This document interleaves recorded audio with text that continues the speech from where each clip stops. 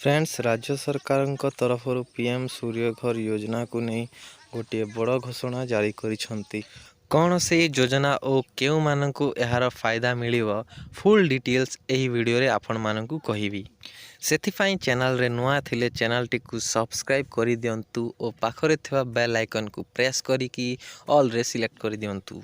तो फ्रेंड्स आपण माने जानिथिबे प्रधानमंत्री सूर्यघर योजना माध्यम रे सब्सिडी नहीं ए नुआ अपडेट टी जारी करछंती राज्य सरकार। फ्रेंड्स आपण माने जानिथिबे पूर्वरु प्रत्येक किलोवाट पिछा दिया जाउथिला केंद्र सरकार सब्सिडी परे राज्य सरकार मध्य कैबिनेट रे मोहर मारिछंती। तो फ्रेंड्स पूर्वरु आपण माने जानिथिबे कैबिनेट रे एही प्रस्ताव को मोहर लगा जायछि कि राज्य सरकार मध्य एही पीएम सूर्यघर योजना रे हिताधिकारी माननकु सब्सिडी सहायता राशि जोगाई दिया जिबे।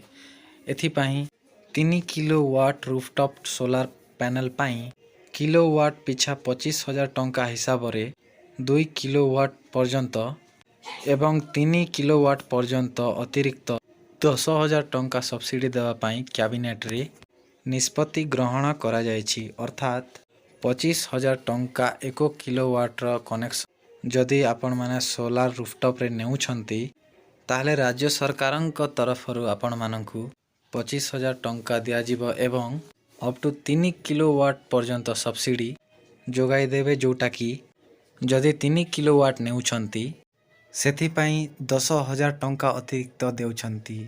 अर्थात 60,000 टंकार सब्सिडी आपण मानकु ओडिशा सरकार तरफरु जोगाई दिया जिवो।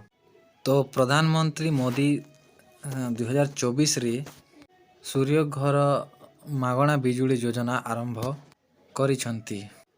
तो फ्रेंड्स यही योजना रे सरकारक पक्षरु 300 यूनिट मागणा बिजुली देवा पाई प्रतिश्रुति मध्य दिया जाइथिला। सेथिपाई घरर छात उपरे सोलार पैनल लगाइबा पाई सब्सिडी मध्य दिया जाउछि।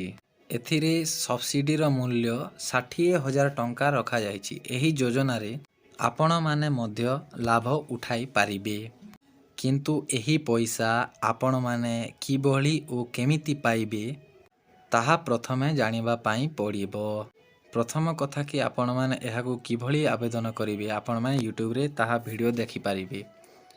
तो प्रथमे आपणकु ऑनलाइन माध्यम रे आवेदन करिबाकु पड़िबो। ऑनलाइन रे आवेदन करि सारिला परे फॉर्म सबमिट हे जिवो एवं पाखापाखी प्राय 30 दिन रो समय रहुछि एवं जेतेबेले भेंडर सहित कांटेक्ट हे कि आपणक छात उपरे सोलार रूफटॉप कनेक्शन हे जिवो देन डिपार्टमेंट रु वेरिफिकेशन आसिकी जेतेबेले कंप्लीट हे जिवो आपणकर कनेक्शन टी ताहा परे आपणक खाता को सब्सिडी टी रिलीज होई जिवो। तो 2024 रो बजेट अनुसार सरकार 1 कोटी परिवार को 3 लाख यूनिट बिजली देवा को कहिथिले। एही योजना पाई आपण मानकु प्रथमे ऑनलाइन रे आवेदन करिबा को पड़िबो, जहा कि आपणकु ऑफिशियल वेबसाइट को जाईकी आवेदन करिबा को पड़िबो। एथिरे आधार कार्ड और आय प्रमाण पत्र जहा कि इनकम सर्टिफिकेट, आधार सहित संयुक्त मोबाइल नंबर, ताहा परे बैंक अकाउंट और अपडेटेड विद्युत बिल और राशन कार्ड एवं कास्ट सर्टिफिकेट ऑप्शनल रहिबा आवश्यक।